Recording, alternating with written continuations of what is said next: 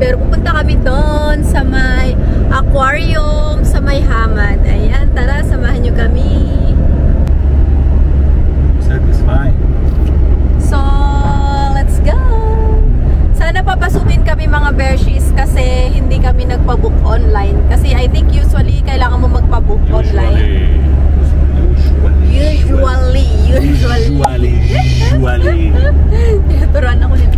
So, ayun, usually kasi I think kailangan magpa-book online. Ayan.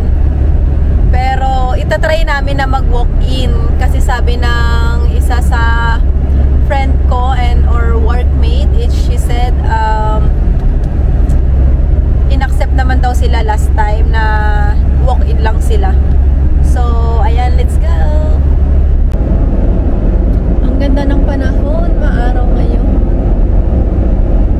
That's the church, right? What is station? Do you see any boat?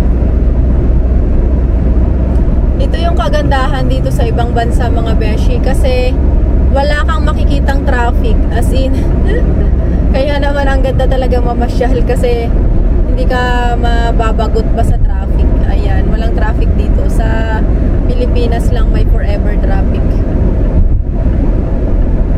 Parang nandito na kami beshies, malapit na kami kasi Hamad Port na to. And then I think yan no, ayan. Kasi first time namin pumunta dito. So, from Madinat Khalifa South, hanggang dito is 30 minutes drive. Grabe no, ang layo. 30 minutes. Nasa dulo kami ng disyerto. Ayan. Parang dito nga siya mga beshies. Tignan natin. Let's see kung papapasukin tayo. Then, going where? First time namin pumunta dito. It's so nice, Bea. Hamad Port Visitor Center. Ito yung Hamad Port. Ang layo pala nito mga beshies. My God. So, welcome to Muani, Qatar. Yeah, it's there, right? In the website. Muani, Qatar. Maybe you can put also Muani, Qatar.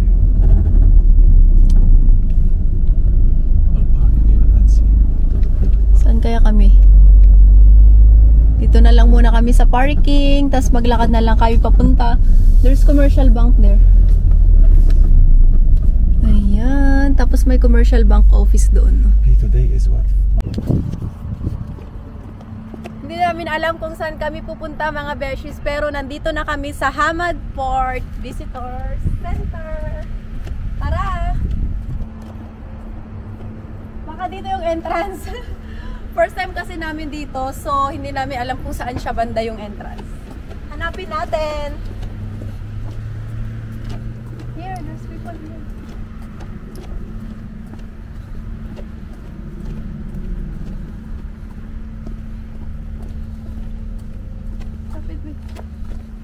Mga beshies, ang bait ni ate kasi hindi talaga pwede dito. Hindi daw pwede na pumunta dito hindi daw pwede dito ng walang ticket. So, kailangan mo talagang mag-register online para makabili ng ticket. Pero ang bait niya kasi pumayag siya na pumunta kami dito. Na mag-avail kami ng ticket sa kanya. Next time hindi na pwede.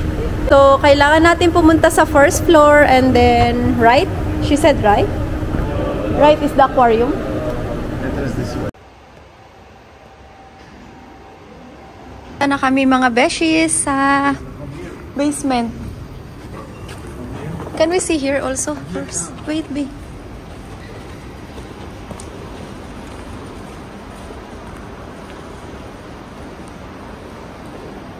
MSC. Wow. Ganda. Be, it's nice here. May MSC sila, oh. Ang ganda. Wow.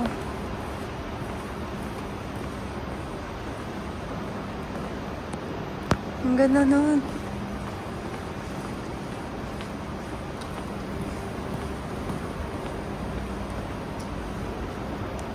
Ganda ng barko.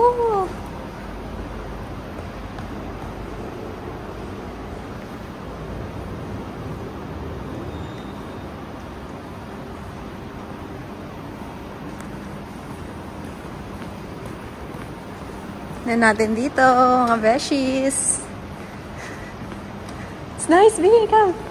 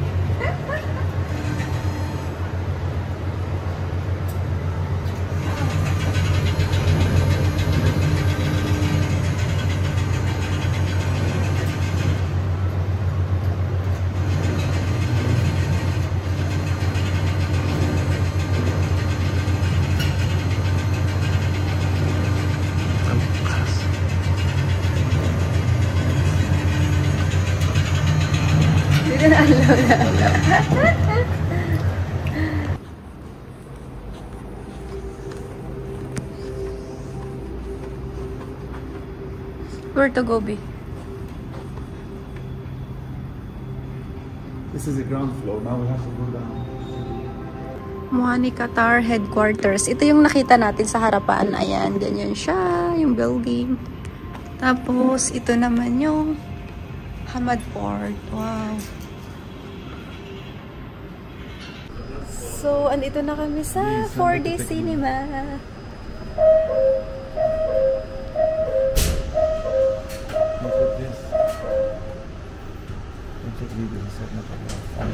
Kailangan suotin ang glass. Ayan. Welcome to Hamad Port, a journey through time, motion ride. Your guide for today. Please hurry. The sun is about to rise over Qatar. Hold on to your seats. Yay!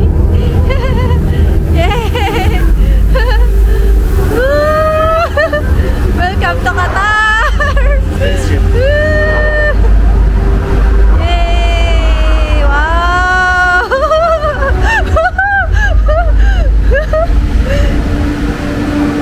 Yay! We were in the airplane!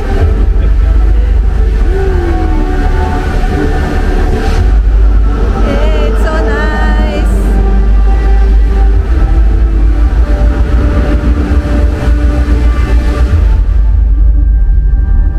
Welcome to Welcome to Hamad Port. We are south of Doha, Qatar. Since the early 2000s, Qatar has experienced unprecedented economic growth that has transformed the country. Rapid development in infrastructure and commerce led to the creation of this port. Now let's jump into the time portal and take a quick journey into the past to see how this world-class facility was built. As you can see, unlike most seaports, this one is built inland.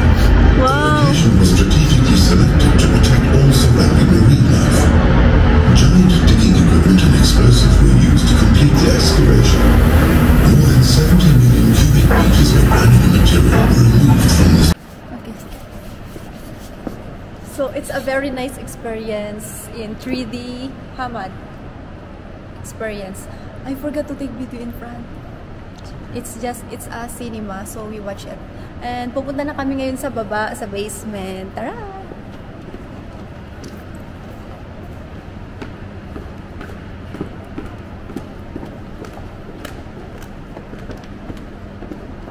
Buti na lang walang tao, mga beshies. So, magsusolve natin.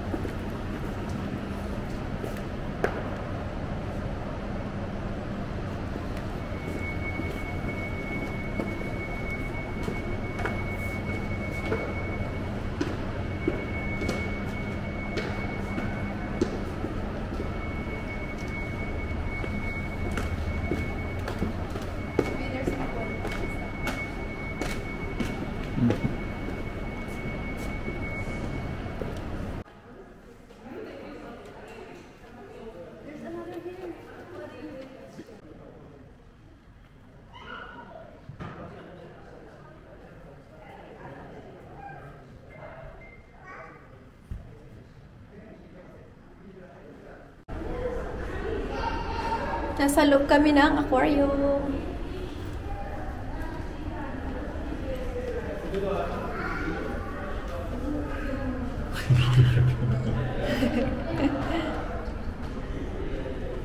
Why they don't eat each other?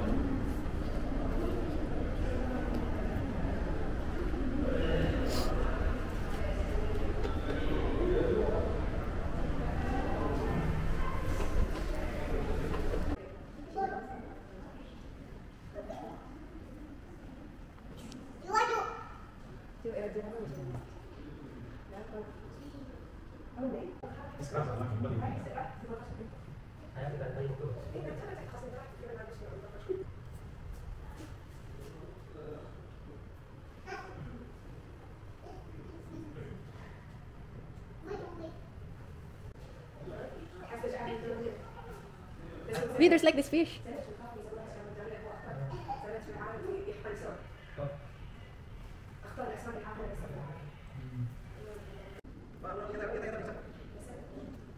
Wait, too much big. Hamur. Yeah, they don't both big. Because he's big. He will eat this small fish. He will eat. Hamur.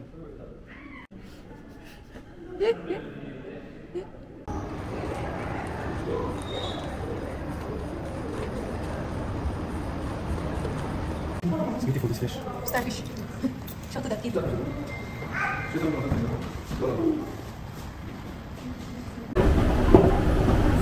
it's done. We're going home. So